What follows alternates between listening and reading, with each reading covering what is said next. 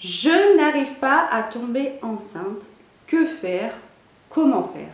Bonjour et bienvenue sur cette chaîne YouTube. Je suis Alexandra Taclé, experte dans le milieu de la petite enfance depuis 2007 et conseillère personnelle en développement personnel spécialisée dans les relations familiales et sentimentales. Et je suis là aujourd'hui pour vous aider, vous les mamans, les futures mamans et celles qui aimeraient bien le devenir.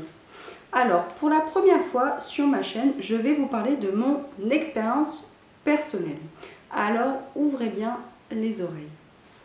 Pour commencer, et pour la première fois, je vais vous parler de mon histoire personnelle. J'avais 26 ans lorsque l'envie d'avoir un bébé commençait, je dis bien commençait, à m'obséder.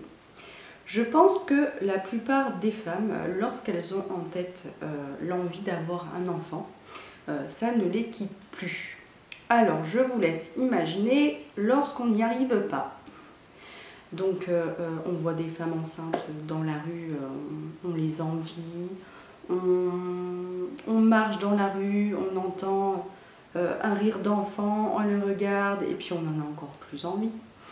Chaque opportunité, chaque occasion est bonne pour nous faire rappeler que nous, on n'arrive pas à tomber enceinte.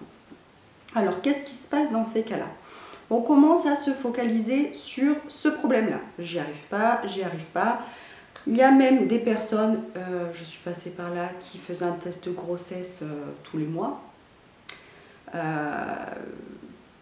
Tout ça pour dire qu'on devient obsédé et omnibulé par cette idée de tomber enceinte, tomber enceinte, tomber enceinte. Sauf que dans tout ça, on oublie qu'il y a une grosse part de psychologie. Et quand on voit ses copines ou ses proches tomber enceintes en un claquement de doigts, on se dit pourquoi nous, on n'y arrive pas. Au bout d'un laps de temps, souvent c'est 18 mois, la procréation médicalement assistée intervient. Vous allez consulter votre gynécologue qui vous envoie dans un centre exprès pour les personnes ayant des problèmes d'infertilité.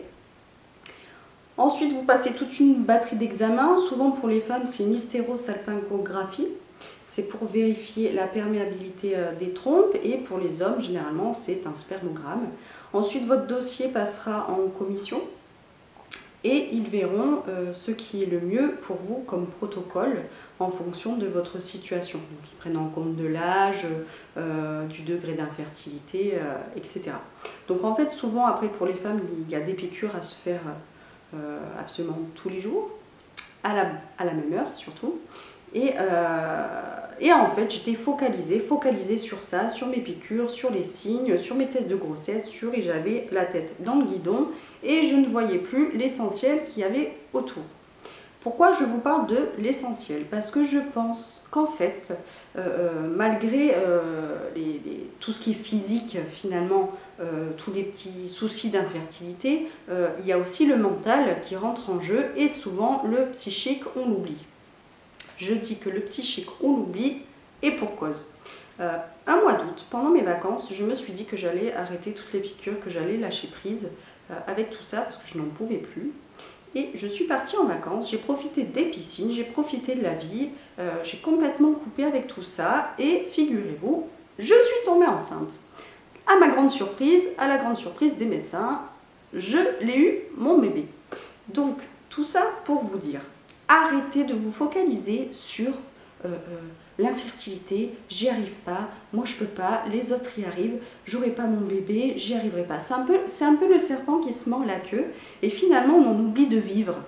Et en se donnant du bonheur, en se procurant du plaisir et en s'octroyant des moments nouveaux, des activités nouvelles et simplement du bonheur, je vous assure, parfois vous avez de très très bonnes surprises et votre corps vous le rend.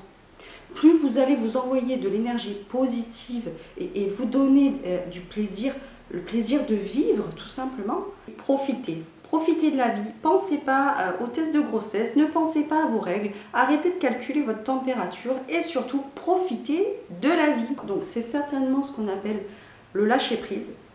Donc si j'ai un conseil à vous donner par rapport à mon expérience, c'est vraiment de lâcher prise.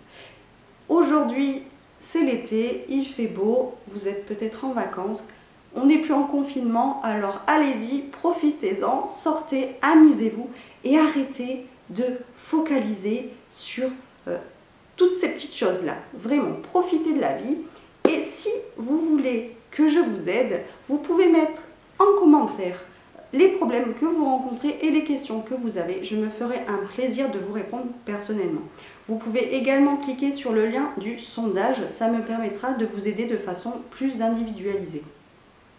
Voilà, bah écoutez, mettez un petit pouce bleu à la vidéo et abonnez-vous à cette chaîne si ça n'est pas encore fait pour pouvoir la soutenir.